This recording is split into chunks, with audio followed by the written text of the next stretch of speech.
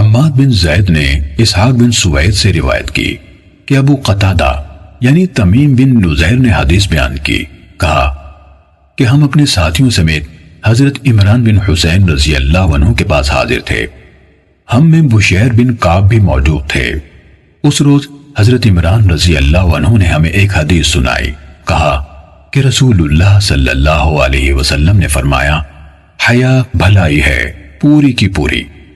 انہوں نے کہا، یہ الفاظ فرمائے، حیا پوری کی پوری بھلائی ہے۔ تو بشیر بن کعب نے کہا، ہمیں کتابوں یا حکمت کے مجموعوں میں یہ بات ملتی ہے کہ حیا سے اطمینان اور اللہ کے لیے وقار کا اظہار ہوتا ہے، اور اس کی ایک قسم ضعیفی یعنی کمزور ہے۔ حضرت عمران رضی اللہ عنہ سخت غصے میں آ گئے، حتیٰ کہ ان کی آنکھیں سرخ ہو گئیں اور فرمانے لگے، کیا میں دیکھ نہیں رہا کہ میں تمہیں رسول اللہ صلی اللہ علیہ وسلم سے حدیث سنا رہا ہوں اور تم اس میں مقابلہ کر رہے ہو؟ ابو قتادہ نے کہا، عمران نے دوبارہ حدیث سنائی اور بشیر نے پھر وہی کہا۔ اس پر عمران سخت غصے میں آ گئے۔ ابو قتادہ نے کہا، تو ہم نے بار بار یہ کہنا شروع کر دیا، اے ابو نجید یعنی حضرت عمران کی کنیت، یہ ہم میں سے مسلمان اور حدیث کا طالب ہے، اس کے عقیدے میں کوئی عیب یا نقص نہیں ہے۔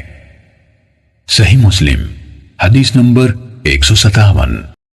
نضر بن شمیل نے کہا، ہمیں ابو نعامہ ادبی نے حدیث بیان کی۔ انہوں نے کہا، میں نے حجیر بن ربیع ادبی سے سنا، وہ کہتے تھے، عمران بن حسین رضی اللہ عنہ نے رسول اللہ صلی اللہ علیہ وسلم سے روایت کی، جس طرح حماد بن زید کی حدیث ہے۔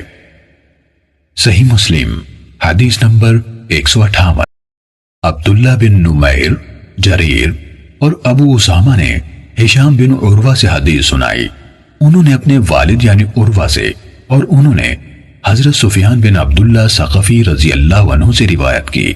انہوں نے کہا کہ میں نے رسول اللہ صلی اللہ علیہ وسلم سے عرض کی، اے اللہ کے رسول، مجھے اسلام کے بارے میں ایسی پکی بات بتائیے کہ آپ کے بعد کسی سے اس کے بارے میں سوال کرنے کی ضرورت نہ رہے۔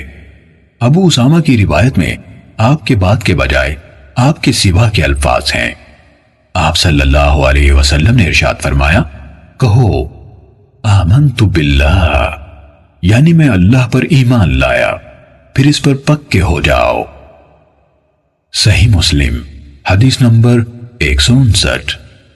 لیث نے یزید بن ابی حبیب سے، انہوں نے ابو خیر سے اور انہوں نے حضرت عبداللہ بن عمر رضی اللہ عنہما سے روایت کی کہ ایک آدمی نے رسول اللہ صلی اللہ علیہ وسلم سے پوچھا، کون سا اسلام بہتر ہے؟ آپ صلی اللہ علیہ وسلم نے جواب دیا، تم لوگوں کو کھانا کھلاؤ اور ہر کسی کو، خواہ تم اسے جانتے ہو یا نہیں جانتے، سلام کہو۔ صحیح مسلم حدیث نمبر 160۔